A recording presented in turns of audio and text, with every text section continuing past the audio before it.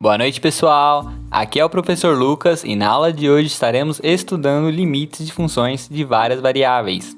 Nesta aula, veremos algumas similaridades e diferenças dos limites com funções de várias variáveis quando comparado com funções de somente uma variável, como também algumas técnicas para resolvermos problemas em que o limite exista. Em cálculo 1, vimos que uma função é dita contínua quando seu limite em determinado ponto é igual ao valor da função quando avaliada neste ponto. Para funções reais com domínio dado pelo R2, teremos a mesma ideia de definição de função contínua. Podemos ainda generalizar essa ideia para qualquer função do Rn. Vamos avaliar o seguinte exemplo. Queremos determinar o limite de uma função do R3 em que as coordenadas tendem ao ponto 1, 2, 3 do R3. Como nossa função é dada pela soma e produto de funções contínuas, da mesma forma que vimos em cálculo 1, temos que esta função também será contínua e podemos determinar este limite avaliando a função no ponto de coordenada 1, 2, 3. Calculando, obtemos que o limite deste problema será igual a 13. É importante recordarmos uma condição de existência de limites para as funções que não são contínuas. Para funções de uma variável, tínhamos que verificar os limites laterais pela esquerda e pela direita, e caso os limites laterais fossem iguais, o limite existiria, e seria esse exato valor. O mesmo vale para funções de várias variáveis, onde caso o limite exista, qualquer caminho tomado deve resultar no mesmo valor.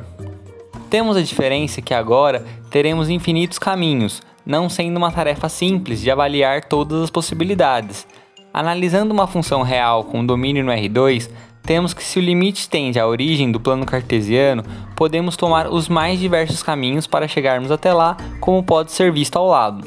Esta técnica irá nos auxiliar a determinar quando o limite não exista, sendo necessário tomar dois caminhos diferentes em que o resultado do limite sejam diferentes, para podermos afirmar que o limite não existe. Nesta aula estaremos trabalhando apenas com limites que existem, e uma técnica que estaremos usando advém do seguinte teorema. Seja f uma função limitada e g uma função que tende a zero quando x tende a a, temos que o limite de x tende a a do produto f de x vezes g de x também irá resultar em zero. É importante notar que aqui as funções são funções reais do Rn, ou seja, os pontos x e a são coordenadas do Rn. Vamos ver como podemos resolver o seguinte problema de limite de funções de várias variáveis. Percebam que ao simplesmente substituirmos os valores de x e y por zero, obteríamos um limite indeterminado do tipo 0 sobre 0, e aqui encontramos uma diferença com os limites de funções com uma variável, que não poderemos aplicar a regra de L'Hopital aqui. Vamos então utilizar o teorema previamente apresentado para resolver este problema.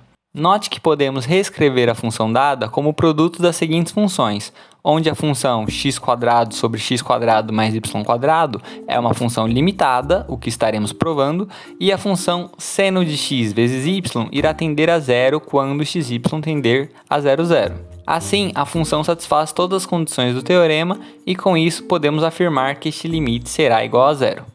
Vamos demonstrar que, de fato, x² sobre x² mais y² é uma função limitada. Sabemos que x² é um número não negativo, pois x é um número real elevado ao quadrado. Ao somarmos com outro número não negativo, no caso y², podemos afirmar que 0 é menor ou igual a x², que será menor ou igual a x² mais y². Dividindo todos os termos por x² mais y², que é um valor estritamente positivo neste nosso problema, já que ao avaliarmos um limite não precisamos nos preocupar com o valor da função no ponto em que o limite está tendendo, obtemos como desejado que nossa função está entre 0 e 1, ou seja, é uma função limitada. Vamos, através de outro exemplo, abordar mais uma técnica de resolução de limites para esse tipo de função. Facilmente podemos verificar que este é um limite indeterminado do tipo 0 sobre 0. Neste problema em particular, notem que é possível fazer a mudança de variável u igual a x² mais y², e quando xy tendem a 0, 0, a variável u tenderá a 0. Assim, reescrevemos nosso limite como simplesmente o limite de u tendendo a 0 da função seno de u sobre u, que é um limite de função de uma variável, e podemos utilizar todos os resultados previamente estudados. Neste caso, caímos no limite fundamental trigonométrico e temos que nosso limite será igual a 1. Na aula que vem, estaremos falando sobre parametrização e mostrando algumas técnicas para mostrarmos quando o limite da função não existir. Então, encerramos nossa aula por aqui. Muito obrigado, pessoal, e até a próxima!